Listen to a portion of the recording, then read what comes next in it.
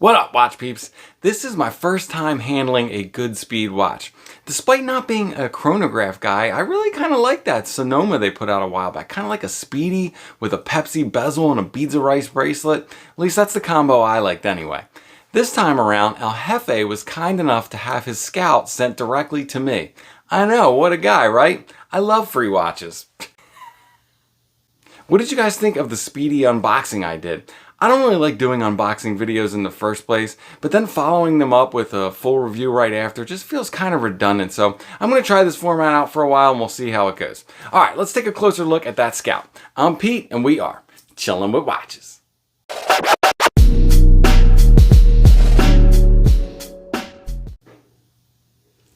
Wrist check. I failed yesterday trying to get one of the gilt-dialed Smith's Explorers, so I've been wearing this guy to try to console myself. But let's take a look at what is in here. Now, this is a really nice single watch carrier, one of the best I've had. I really like this. I like the way it holds the watch.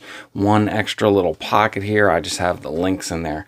But check out this Goodspeed Scout. Size-wise, these come in only the one size. It's a 38.5 millimeter. Colors, there are four. There is this black. They're all tuxedo sector style dials. There is black, blue, green, and red. Price, what I have here is the Quartz, which is retailing now at $250. And there is also an automatic, which retails for $400.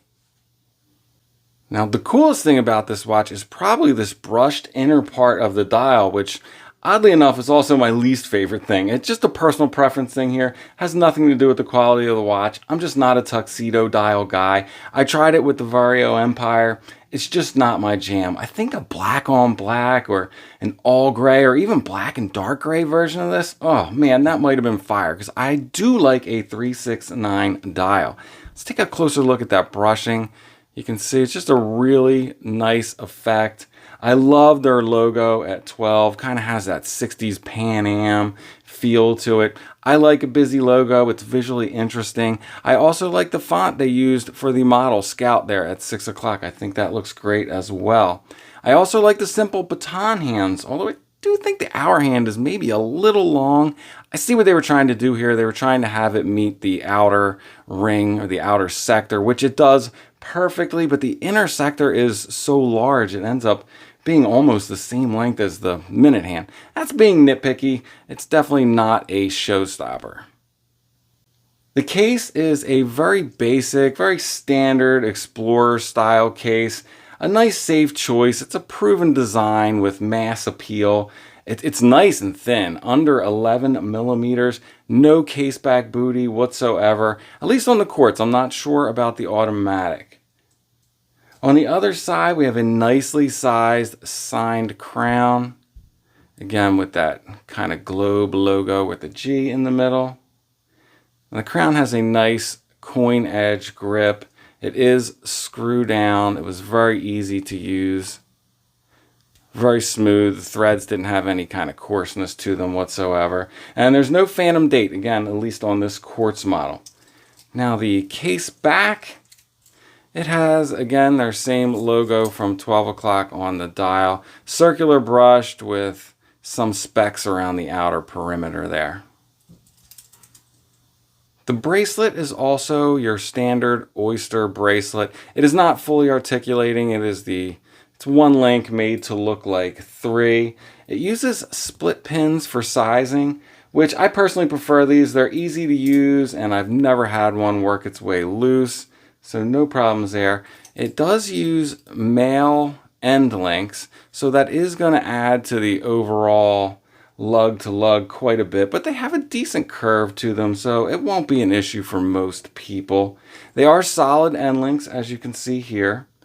And the bracelet starts at 20 millimeters, has a 2 millimeter taper down to 18 at the clasp, which is a standard 2 push button release with a safety fold over and nice milled inner workings. No Timegrapher today, as this is a Quartz watch, but let's go over the dimensions.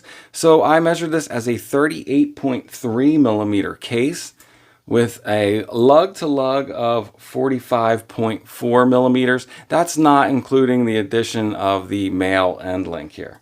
Came in for me at 10.7 millimeters thick with 20 millimeter lug width.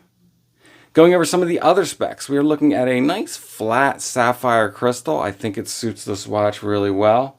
There's no mention of the Lume type on their website at all that I could see. I'm guessing it's maybe just basic C1 Super Luminova. And it is running a Quartz Miota movement, and it has 200 meters of water resistance, which is fantastic for this style of watch. Now on the bracelet size for my 7¼ inch wrist, it came in at 126 grams. So let's see how it wears on wrist. So here it is on my 7¼ inch wrist. As you can see, it's a great size, a really nice, comfortable wear. This is really one of those go anywhere, do anything watches. I hate to use that terminology. I think it's kind of corny, but this does fit the bill. Let's take a look at it side by side some other watches. We'll start with a quick comparison against the smallest guy I have here, my 36 millimeter Explorer style watch. It's definitely a good bit bigger than that. Both of these are quite thin though. I think the better comparison is probably to like these 39 millimeter, like the new Seiko Field watch. I think it wears pretty similar to this watch. It is thinner though. Or maybe even the Addies Dive Pilot. I think this one has a bigger dial and wears a little bit larger than the Goodspeed Scout, but not a terrible comparison. Taking a look at it next to the Seiko Alpinist, I think this is a great comparison, probably the best of the bunch. Dial size opening makes them present as very similar, and I think they both wear pretty similar as well. Goodspeed is thinner though. All right, let's take a look at that Lume. Peep the Lume.